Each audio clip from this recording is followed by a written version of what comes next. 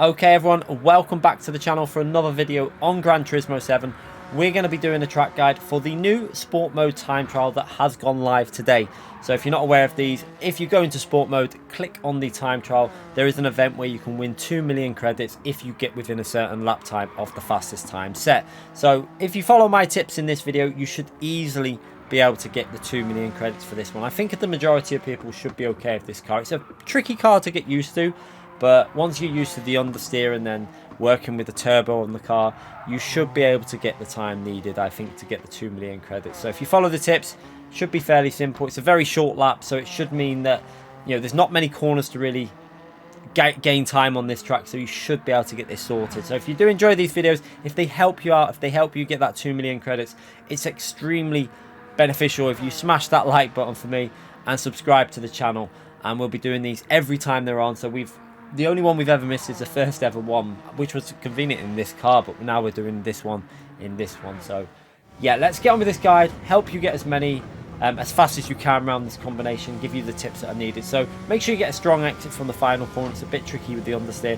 Going into turn one, we're going to brake just past the 100 board on the right hand side. So as we slow it down here, 150 there, 100. Now we're not going to brake on the 100, we're going to brake just past it. You see braking inputs going in now. Now what you want to do is use the gear shifts to kind of rotate the car in. So we're staying in 5th gear, then down to 4th gear as we're hitting the apex, and try and get that left hand tyre to stay as close to the curb as possible, getting on the throttle as early as possible on the exit, and then working your way into this really long right hand corner. Now for this, you want to try and rotate it in, so you want to use some of the width on the entry in and then get it into this apex here. So your right hand tyre, you want to get as close to that circle as possible, because you want to really clip the apex there, and then let the car fade out as you go through the corner. So you can see we're just letting the throttle go in 5th gear, off the throttle now, letting it coast briefly. A little bit of coasting in this car seems to help with the understeer. Then downshift to 4th gear to stop that understeer. The power of the car actually helps with rotation, so really does help you getting through some of these corners. Now into this next braking zone, we're braking in between the 100 and the 50 board. You can see right in between pretty much. Now again, we're going to use the gear shift to rotate us into this corner. So you're going to see we're going to almost slide the car in. So in 4th gear at this point, slowing the car down with trail braking, then down to 3rd gear, rotates the car, get that left hand tyre onto the curb, and then get on the throttle as early as possible with this car. You've got to keep that turbo going.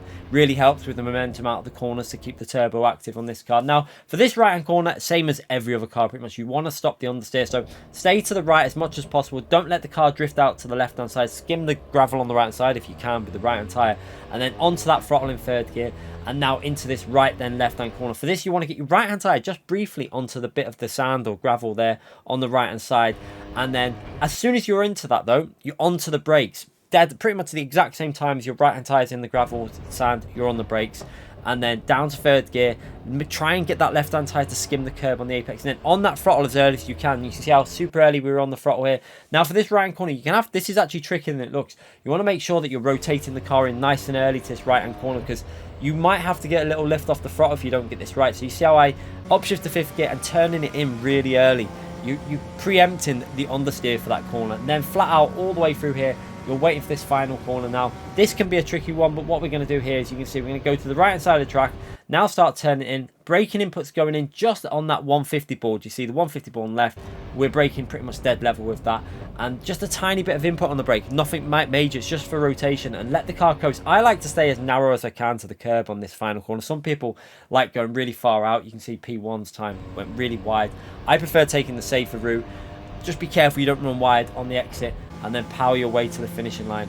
For we go over the line, I think it's a 101.7, which is within about 3/10 of the top time. So that time should easily stay as a gold time. So watching it again, you're going to see what I mean with the rotation. See the gear shifts, rotate that rear, really does help with rotation, and gets you're able to get on the throttle that little bit earlier coming out of the corner then. And with this car, it's so important to get on the throttle. You see how that 4th gear helps with rotation there. 5th gear tends to understeer, 4th gear rotates it. So bear that in mind with this car. Keep them turbos blowing on this car, because you can really see the difference. 3rd gear, keeping that revs going, really helps with the acceleration. And that tight line on this corner, I don't like taking a wide line there because it's so much slower, I find.